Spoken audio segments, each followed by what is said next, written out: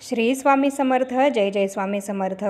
तुम्हा सर्वांचं पुन्हा एकदा अगदी मनापासून आपल्या या नवीन व्हिडिओमध्ये मी स्वागत करते. तर आज आहे कालभैरव जयंती. कालभैरव हे साक्षात भगवान शिवांचेच एक रूप आहे. कालभैरव हे भगवान शिवांचे उग्र रूप आहे. जर तुम्हाला तुमच्या जीवनामध्ये अनेक समस्या आणि संकटांचा सामना करावा लागत आहे, तर आज कालभैरव जयंतीला आपण काही खास उपाय केले तर त्यामुळे आपल्याला कालभैरवांचा आशीर्वाद मिळतो आणि आपल्या जीवनामध्ये सुखशांतीही येते आणि आपल्या जीवनातून सर्व संकटही दूर होतात. सर्व संकटांपासून कालभैरवनाथ हे स्वतः आपले संरक्षण कायम करतात. कालभैरव जयंतीलाच कालाष्टमी असं सुद्धा म्हटलं जातं आणि आपल्या हिंदू धर्मामध्ये या दिवसाला खूप महत्त्व आहे. कालाष्टमीचा दिवस हा भगवान शिवाचे उग्ररूप असलेल्या कालभैरवाच्या पूजेला समर्पित आहे आणि या दिवशी कालभैरवनाथांच्या पूजनाने व काही खास उपाय केल्याने कालभैरवनाथांची कृपाही आपल्यावर कायम राहते आणि आपल्या आयुष्यामध्ये सुख शांती समृद्धीही येते आणि तसंच आपल्याला खूप लाभसुद्धा होतात आणि आपल्या सर्व समस्या दूर होतात. कालभैरव जयंतीला कालभैरवांची पूजा केल्याने आपली भीती दूर होते. त्याचप्रमाणे कुठल्याही शत्रुपीडा, वाईट शक्ती, दुष्टशक्तींचा त्रास, नकारात्मक शक्ती, भूतबाधा या सर्वांपासून सुद्धा आपल्याला सुटका मिळते. या प्रकारच्या सर्व समस्यांना आपल्याला सामोरे जावे लागत नाही. कालभैरवांच्या कृपेने या सर्व समस्यांपासून कालभैरवनाथ हे आपले संरक्षण करतात. कालभैरव ही देवता शिव अवतार असून क्रोध, शक्ती आणि न्यायाचं प्रतीक म्हणून ओळखली जाते. कार्तिक महिन्याच्या कृष्ण पक्षाच्या अष्टमीला कालभैरव जयंती ही साजरी केली जाते. कालभैरवनाथांना पृथ्वी, जल, अग्नी, वायू आणि आकाश या पंचमहाभूतांचा नायक म्हणून सुद्धा गणलं जातं. तसंच कालभैरवांना काशीचा कोतवाल असं सुद्धा म्हटलं जातं. चांगले कर्म करणाऱ्यांवर कालभैरव हे नेहमी कृपा करत असतात, पण जे अनैतिक कृत्य करतात अशा व्यक्तींना कालभैरवनाथांच्या क्रोधापासून कोणीही वाचवू शकत नाही.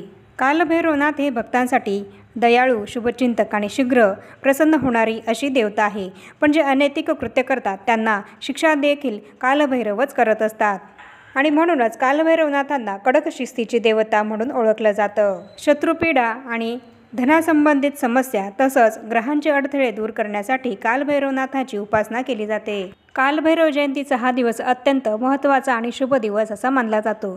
त्यामुळे जर आपण या दिवशी काही महत्त्वपूर्ण सेवा आणि उपाय केले तर यामुळे आपल्याला खूप लाभ हा होत असतो. कालभैरव देवता ही आपल्यावर प्रसन्न होते आणि सर्व वाईट गोष्टींपासून आपलं कायम संरक्षण करत असते. एखादा शत्रू जर तुम्हाला त्रास देत असेल किंवा तुमची चूक नसताना सुद्धा तुम्हाला कोर्ट कचेरीच्या फेऱ्या या कराव्या लागत असतील किंवा तुमच्यावर खोटा आळा आलेला असेल, तुमची फसवणूक झालेली असेल, कोणतीच गोष्ट ही तुमच्या मनासारखी होत नसेल, तुमच्या घरामध्ये तुमचे मुलं हे चिडचिड करत असतील, हट्टी तापटपणा करत असतील, तुमचं काहीही ऐकत नसतील किंवा मग तुमच्या घरामध्ये सततचं आजारपण असेल, एक झाली की एक समस्या ही तुमच्यासमोर कायम उभी राहत असेल, तुम्हाला तुमच्या कामांमध्ये अपेक्षित यशप्राप्ती मिळत नसेल, तुमची कुठलीच इच्छाही पूर्ण जर होत नसेल, दारिद्र्य आणि गरिबी ही जर तुमच्या घरातून काढता पाय घेत नसेल, तुमच्या घरात जर बरकतच होत नसेल, तर तुम्ही आज हा सांगितलेला उपाय नक्की करा. हा उपाय केल्याने तुम्हाला कुठलाही शत्रू जर तुमचा असेल तर त्याचा त्रास तुम्हाला होणार नाही. शत्रुपीडेपासून तुम्हाला मुक्ती मिळेल. तसंच कोर्ट कचेऱ्याच्या फेऱ्यांपासून सुद्धा तुम्हाला सुटका मिळेल. कुठलीही वाईट शक्ती, वाईट बाधा ही तुम्हाला कधीही त्रास देणार नाही. कोणत्याही प्रकारचे वाईट विचार हे तुमच्या मनामध्ये येणार नाहीत. तुमच्या आजूबाजूला असलेली नकारात्मक ऊर्जा ही सुद्धा दूर होईल. तसंच सर्व गोष्टी या तुमच्या मनासारख्या घडायला सुरुवात होईल. तुमच्या इच्छा पूर्ण होतील. तुमच्या कष्टाला, मेहनतीला अपेक्षित यशप्राप्ती मिळेल. तुमच्या घरातल्या लहान मुलांचा चिडचिडेपणा सुद्धा दूर होईल. त्यांचा हट्टीपणा, तापटपणा हा सुद्धा दूर होईल. तुमच्या घरातला आजारपण सुद्धा दूर होईल आणि तुमच्या घरामध्ये पैसा हा टिकून राहण्यास मदत होईल.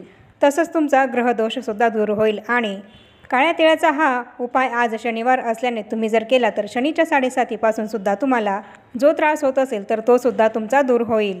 तर या प्रकारच्या सर्व त्रासांपासून सुटका होण्यासाठी आज कालभैरव जयंतीला आपल्याला हा काळ्या तिळाचा अत्यंत प्रभावी उपाय करायचा आहे. कालभैरवनाथांचा जन्म हा कालभैरव जयंतीच्या दिवशी दुपारी 12 वाजता झालेला आहे. त्यामुळे आज संध्याकाळी आपल्याला कालभैरवनाथांच्या मंदिरामध्ये जायचं आहे आणि तिथे त्यांचं दर्शन घ्यायचं आहे.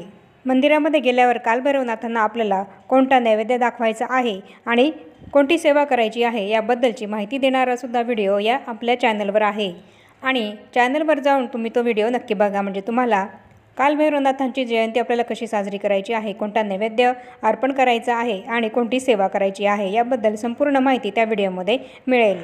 जर तुमच्या घराजवळ कालभैरवनाथांचं मंदिर असेल तर तिथेच तुम्हाला जाऊन कालभैरवनाथांचं दर्शन घ्यायचं आहे आणि हा सांगितलेला उपायसुद्धा तुम्ही कालभैरवनाथांच्या मंदिरामध्ये करायचा आहे। आणि जर तुमच्या घराजवळ कालभैरवनाथांचं मंदिर नसेल तर तुम्ही हा उपाय तुमच्या घरीच केला तरीसुद्धा चालेल। कालभैरवनाथांचा फोटो हा तर आपल्या घरामध्ये नसतो, पण कालभैरवनाथ हे साक्षात शिवांचेच रूप आहे, त्यामुळे आपल्या प्रत्येकाच्या देवघरामध्ये शिवपिंड ही तर असतेच। त्यामुळे आपण हा उपाय घरी केला तरीसुद्धा चालेल, पण शक्य झाल्यास कालभैरवनाथांच्या मंदिरामध्येच हा उपाय करण्याचा प्रयत्न करा। आणि हा उपायसुद्धा तुम्हाला आज संध्याकाळी करायचा आहे। आणि हा उपाय करण्यासाठी आपल्याला आपल्या देवघरामध्ये दिवे लागण्याच्या वेळेस शुद्ध गायीच्या तुपाचा दिवा प्रज्वलित करायचा आहे। गायीचं तूप नसेल तर मोहरीच्या किंवा तिळाच्या तेलाचा दिवा लावला तरीसुद्धा चालेल। तसंच धूप अगरबत्तीसुद्धा आपल्याला लावून घ्यायची आहे आणि 11 वेळा कालभैरवाष्टकाचं पठण आपल्याला करायचं आहे। आणि हे कालभैरवाष्टक थोड्या मोठ्या आवाजामध्ये आपल्याला म्हणायचं आहे। कालभैरवाष्टक मोठ्या आवाजामध्ये म्हटल्याने कालभैरव देवता ही आपल्यावर प्रसन्न होते आणि तसंच आपल्या घरातली नकारात्मकता, इडापिडा ही सुद्धा आपल्या घरातून बाहेर निघून जाते। तसंच या दिवशी एक चौमुखी दिवा सुद्धा लावणं अत्यंत महत्त्वाचं मानलं जातं, त्यामुळे आपल्याला एक चौमुखी दिवा हा लावायचा आहे। यामुळे सुद्धा आपल्या घरातली सर्व इडापिडा, नकारात्मक शक्ती, वाईट शक्तींचा त्रास हा निघून जातो।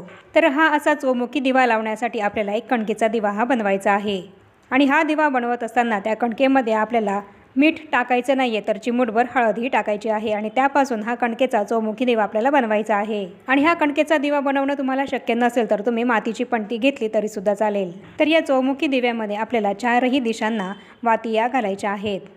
तसंच पणतीमध्ये सुद्धा आपल्याला 4ही दिशांना 4 वाती या दिव्यामध्ये आपल्याला घालायच्या आहेत। आणि या दिव्यामध्ये आपल्याला मोहरीचं तेलही घालायचं आहे। मोहरीचं तेल नसेल तर तुम्ही तिळाचं तेलसुद्धा घालू शकतात। कालभैरवनाथांना प्रसन्न करून घेण्यासाठी मोहरीच्या तेलाचा दिवा लावणं अत्यंत महत्त्वाचं आणि शुभकारक मानलं जातं। यामुळे कालभैरवनाथ हे आपल्यावर अत्यंत प्रसन्न होत असतात आणि म्हणूनच मुख्यत्वे करून तुम्ही मोहरीच्या तेलाचाच दिवा लावा।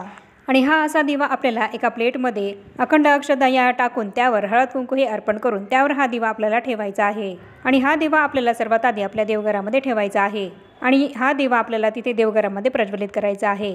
त्यानंतर या दिव्याची हळद कुंकू अक्षता एक फूल वाहून संपूर्ण विधिवत पूजा करून घ्यायची आहे। आणि यानंतर आपल्याला थोडेसे काळे तीळ हे घ्यायचे आहे। या पूजेमध्ये काळे तीळ हे वापरणं अत्यंत शुभकारक आणि लाभकारक मानलं जातं। कालभैरवनाथांच्या पूजेमध्ये काळे तीळ वापरल्याने कालभैरवनाथ हे अत्यंत प्रसन्न होत असतात। आणि हे काळे तीळ घेतल्यानंतर त्या दिव्यामध्ये आपल्याला ओम कालभैरवाय नमः या मंत्राचा जप करत थोडे थोडे काळे तीळ हे त्या दिव्यामध्ये आपल्याला टाकायचे आहेत। आणि हे काळे तीळ टाकून झाल्यानंतर आपली जी काही मनोकामना आहे तर ती आपल्याला कालभैरवनाथांना म्हणजेच महादेवांना सांगायची आहे। मग तुमची कुठली इच्छा असो, मुलांसंबंधित असो, घरासंबंधित असो किंवा पैशांसंबंधित असो, अशी कुठलीही इच्छा तुम्ही भगवान भोलेनाथांना अगदी मनोभावे सांगायची आहे। याप्रमाणे आपली इच्छा सांगून झाल्यानंतर हा दिवा आपल्याला आपल्या घरामध्ये एका ठिकाणी ठेवायचा आहे। तर हा दिवा आपण आपल्या घरामध्ये उत्तर ईशान्य दिशेला ठेवायचा आहे।